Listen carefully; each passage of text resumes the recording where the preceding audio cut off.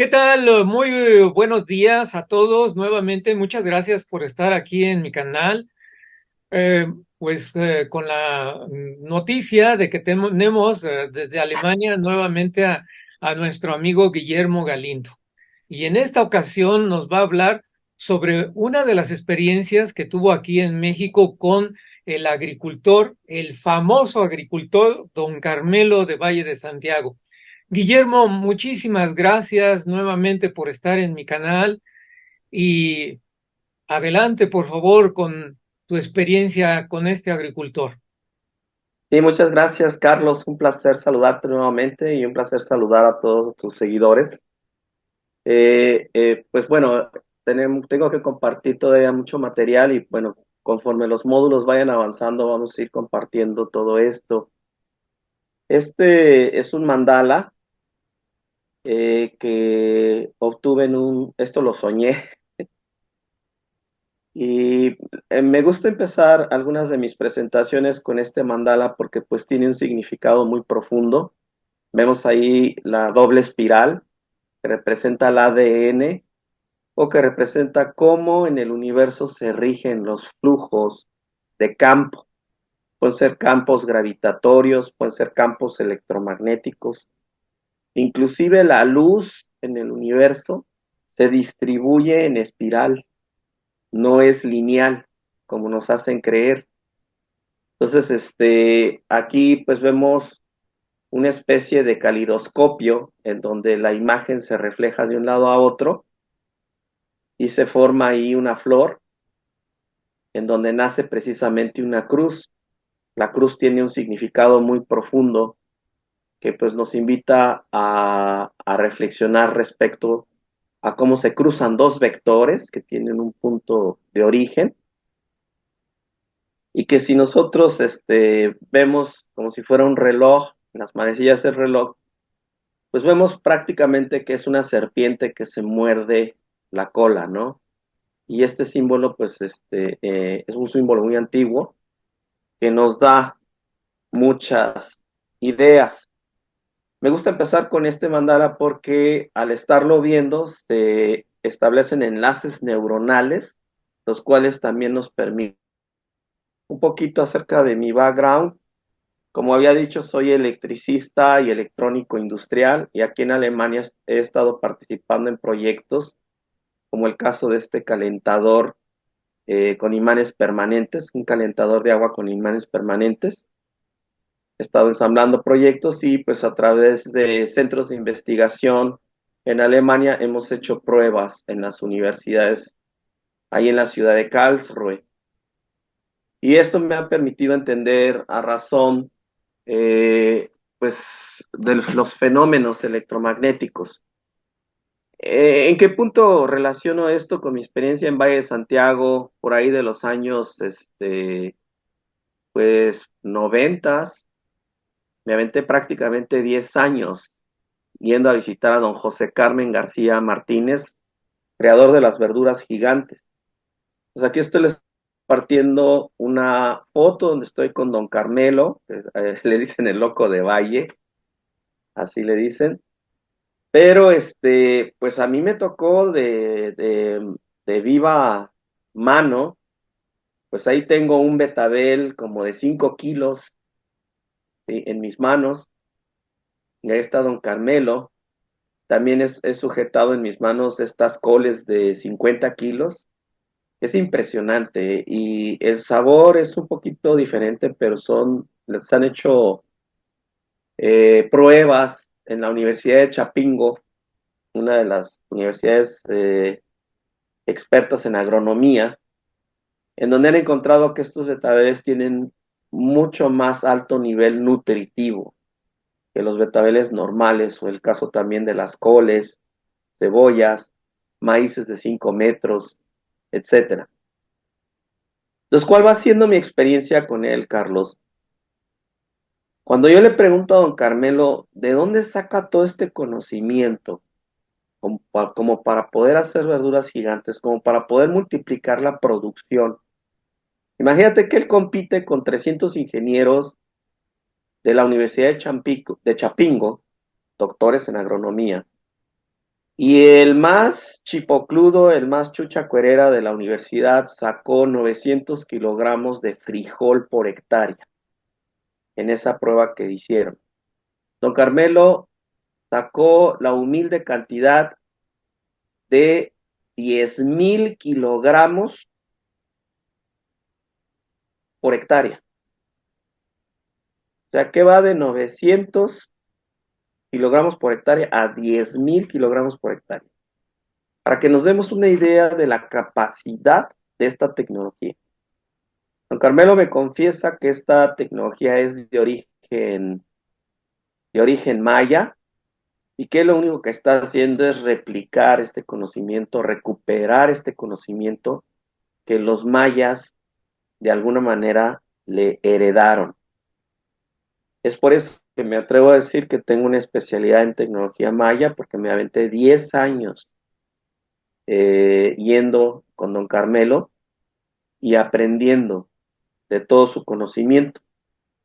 Sin embargo, me enfrenté a una situación muy curiosa que me llevó a tener que acudir a ayuda, porque después de 10 años me voy dando cuenta que muchos de los conceptos que don Carmelo me transfería, me transmitía, pues simplemente no los entendía, con toda mi preparación técnica, con toda mi preparación, este, pues dentro de muchas áreas, que ya tenía yo una especialidad en plasma, el cuarto estado de la materia, no podía yo entender muchos de los conceptos de don José Carmen. Así que me hicieron el favor de ponerme en contacto con este chamamán de origen maya, de los hombres del Mayab. Él es originario de Mérida, Yucatán, y él creció, pues, pues como maya, ¿no? Él creció en la selva. Su nombre es Actá, el caminante maya, por la paz, así se le conoce, y tuve la fortuna de conocerlo y tuve la fortuna de presentarle a mi maestro, don José Carmen García Martínez. Se conocieron los dos y bueno, Acta me dijo abiertamente, si quieres entender lo que tu maestro te ha enseñado, tienes que caminar conmigo, tienes que aprender conmigo un mínimo de 3 años. Entonces yo digo, bueno, ya me aventé 10 años con don José Carmen, con don Carmelo, que no me aviente 3 años con Acta, pues vamos a aventarnos 3 años. Y efectivamente estuve en una escuela de chamanismo, en Acta, durante los 3 años, un poquito antes del 2012 hasta el 2011. Me aventé 5 años en total hasta el 2013.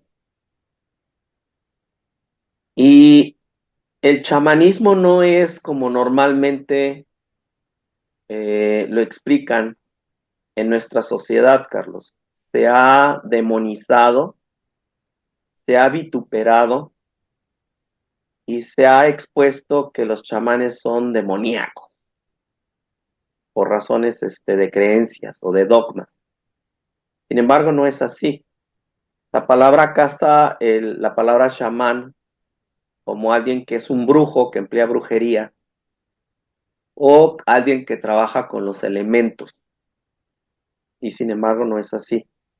Al menos dentro de la cultura maya, chamamán significa sha es energía vital, el ki, el anima mundi, el prana, el éter, ¿sí? Es la energía que mueve la vida en el universo. Eso es cha. Ma, según los mayas, fue el primer sonido que se escuchó cuando el universo fue creado. El famoso de expansión. ¿Qué significa eso? Expansión. Me multiplico. Por eso, de ahí viene la palabra mamá. ¿Sí? Me estoy expandiendo, me estoy multiplicando. Entonces, ya vamos, la energía vital se multiplica. Shama y man es hombre. Entonces, Shamaman es el hombre que toma la energía del universo. En términos shamamánicos es mucho más. Toma la conciencia del universo, la concentra en sí y luego la expande. Eso significa Shamaman. He buscado otras traducciones más entendibles para la gente y el Shamaman dentro de las culturas prehispánicas era equivalente a un científico, ¿sí? Porque ellos se encargaban de la astronomía, de las matemáticas, se encargaban de la agronomía, se encargaban de la arquitectura. eh, Imagínate los cálculos de obra civil que tenían que hacer para que sus estructuras no se colapsaran, porque eran estructuras muy pesadas. ¿Cuánto pesa una pirámide? Pues pesa toneladas, cientos de toneladas. Entonces ellos tenían que calcular todo eso y lo hacían de una forma que aún hoy nos causa asombro. Simplemente los cálculos astronómicos que hicieron los mayas a través del famoso Solquín, lo que es el calendario maya, pues son cálculos que aún hoy se equiparan con los cálculos que la NASA ha hecho. Lo vemos cuando calcularon la órbita de Venus, la órbita de la Tierra, que es un año, ¿sí? La órbita de Marte y muchos otros planetas, los mayas ya lo habían calculado pues hace miles de años. No estoy hablando de cientos, sino de miles de años. Entonces, el conocimiento de los hombres del Mayab, su tecnología aún hoy es incomprendida. Eh, para dar un ejemplo, el Solquín, dentro de la concepción de los mayas, no es un calendario. Como te había declarado antes, Carlos, es un sincronario. Los mayas, en el concepto que nosotros manejamos como calendario, ellos lo manejan, ellos manejaban 16 calendarios. Sí. Entonces es como manejar un engranaje, ¿sí? Un engranaje de 16 cuentas a partir del centro de la galaxia, lo que ellos llamaban Hunapku, ¿sí? El centro galáctico, cómo se iba ensamblando a través de los grupos de estrellas, que son las constelaciones que hoy conocemos, hasta llegar a nuestro Sol, ¿sí? El Kinishahao. Y de ahí entender los ciclos lunares y los ciclos de la Tierra, cómo se enlazaban todas estas manifestaciones físicas para encauzar y abrir finalmente el nicho o la puerta de la realidad, la Matrix. Entonces, apenas nosotros estamos hoy comprendiendo y conociendo conceptos como la Matrix, que significa el holograma de la realidad, cuando los mayas ya lo manejaban hace miles de años a través del Solquín. Y era tan exacto el Solquín como la famosa máquina de Arquímedes que pues ahora sacan en la última película de Indiana Jones, en donde están diciendo que los griegos o el famoso Arquímedes ya era capaz de calcular en dónde se iban a abrir portales dimensionales, cuando los mayas ya lo manejaban en el Solquín. Entonces, si nosotros nos referimos a civilizaciones y ponemos a clasificar las civilizaciones conforme a sus logros y su concepción cosmológica, y sabemos que una civilización clase cero, pues es apenas la que se está desarrollando y obtiene pues su energía a través de la combustión del fuego, ¿no?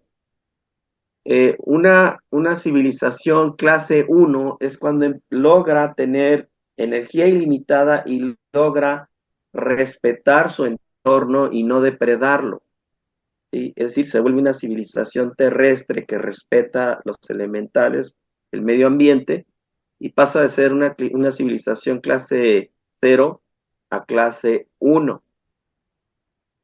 Una civilización clase 2 es cuando logra encontrar ese equilibrio con la vida, ¿sí? Con su medio ambiente, y lo expande a otros planetas, como lo que estamos proyectando ya en hacer en Marte. Queremos ir a Marte para plantar vida ahí.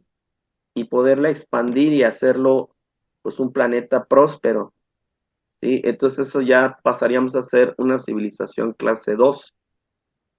Y una civilización clase 3 es ya cuando logran establecer estos parámetros de expandir la vida, ¿sí?, a las estrellas, es decir, volverse una civilización interestelar que pueda viajar a las estrellas. Yo te digo abiertamente, Carlos, que con mi experiencia que he tenido con los hombres del Maya y con el chamanismo maya, los mayas, y me afirmo a decirlo, son una civilización clase 3 Vale. interestelar. ¿Sí? Y tengo muchas razones para apoyar este argumento. Ujú. Entonces, hay mucha tela de donde cortar en torno a los mayas, pero para poder entender esto, para mí es importante pues hablar de mi experiencia con científicos mexicanos que hoy en el idioma maya serían los modernos chamamanes, Sí, o son los chamanes científicos mexicanos, como la doctora en biología Esther del Río Serrano, que dentro de las comunidades prehispánicas, de los aztecas, de los mayas, de las comunidades prehispánicas, ella es vista como un chamán. ¿Por qué? Porque es una mujer de conocimiento y que está conectada a niveles, pues digamos ya, de conocimiento superior. ¿Hasta ahí vamos bien, Carlos? sí, sí, perfecto. Adelante. Muy bien. Entonces, esto nos va a servir para entender eh, cuáles son los alcances que puede llegar a tener el conocimiento, ¿sí? Y el pueblo mexicano no es ajeno a esto. Yo aquí estoy presentando a un niño en aquel entonces, en Valle de Santiago, Guanajuato, que el niño era totalmente ciego, ¿sí? Santiago Alejandro Gasca León, así se llamaba. Sí, Este niño había estado en Monterrey, había estado en Houston, en Guadalajara, en Ciudad de México, y lo desahuciaron. Dijeron, el niño tiene el nervio óptico dañado, ya no va a volver a ver, el niño va a ser un ciego toda su vida. Y a través de la tecnología a la cual he tenido acceso, de la que quiero empezar a hablar cómo funciona y cuáles son las bases, ese niño pudo recuperar su vista. Cuando yo lo dejé, el niño estaba pateando una pelota con la pared y regresaba la pelota y la volvía a patear. sí. Podía reconocer perfectamente a su papá. Esta foto que estoy presentando aquí, él me pudo reconocer en la foto. Y después de año y medio de tratamiento, de terapia con este niño a través de esas tecnologías, el niño recuperó la vista. Eh, Nosotros lo vemos también con muchos de nuestros chamanes, cómo pueden curar una gran cantidad de enfermedades. Y esto va a abrir paso del cómo los chamanes trabajan. Obviamente hay mucho charlatán, eso hay que señalarlo. Hay mucho Claro, charlatán que va tras estafar a la gente o sacarles dinero, claro. ¿sí? Pero sí existen chamanes documentados, como el caso de Pachita, lo documentó este científico mexicano Jacobo Greenberg, y era extremadamente poderosa en su método de sanación. Bueno, regresando al punto, aquí vemos también al doctor Arturo Solís Herrera, a un lado de la doctora Esther del Río, Sí, donde el doctor es reconocido porque él fue el primero en hablar de la fotosíntesis humana, que como las plantas hacen fotosíntesis con la clorofila, nosotros hacemos fotosíntesis con la melanina, lo que le da color a nuestro cabello. La doctora del Río es reconocida porque ella encontró que el agua que tenemos dentro no es la misma que eh, tenemos dentro de nuestra, o sea, el agua que tomamos no es la misma que tenemos dentro de nuestro cuerpo, ¿sí? Aquí hacía yo alusión a que de vez en cuando la humanidad descubre un secreto, que su futuro cambia como para siempre, y como la rueda, el fuego, la división del átomo, y hoy que se están descubriendo otro tipo de secretos, como el caso del agua, ¿sí? Dentro de las fuentes naturales del agua es bien conocido a lo largo de nuestro país y de otros países que el agua tiene propiedades curativas, tiene Sí, propiedades para sanar. Y hay muchos lugares en México que tradicionalmente se iba uno a sanar en esas aguas, como las aguas de Tehuacán en Puebla, que tradicionalmente mucha gente se iba a bañar a estas aguas para curarse de sus males. Sí, ahí en Querétaro recuerdo mucho que durante mucho tiempo mucha gente estuvo viendo al Tlacote, sí, ¿sí? El lago del Tlacote. Y bueno, pues ahí está el agua también de Lourdes, ¿no? Hacia San Luis Potosí. Y bueno, a nivel internacional, la doctora del Río encontró lugares a lo largo del planeta donde la gente tradicionalmente se iba a meter a estas fuentes de agua natural y empezaban a curarse. De hecho, ella se concentró en los lugares en donde la gente vivía más de 100 años, los lugares más longevos. ¿Y cuál va siendo su sorpresa? Que la fuente de su longevidad es el agua. En México existió durante mucho tiempo, en la época de la colonia, la leyenda de la fuente de la eterna juventud, que hubo por ahí un general español de la corona española que cabalgó durante muchos años en búsqueda de la fuente de la eterna juventud, que sí. dentro de las culturas prehispánicas se hablaba mucho de este tipo de agua, agua que era capaz de rejuvenecerte, ¿sí? ¿Y por qué estas leyendas? Bueno, eh, vamos nosotros a hablar de que un fenómeno que ocurre todos los días cuando amanece, el sol sale y la Tierra se energiza, habíamos explicado ya en exposiciones pasadas, que se energiza con plasma, entonces toda la materia. Este plasma hace que los cristales líquidos del agua, porque el agua pura, el agua natural,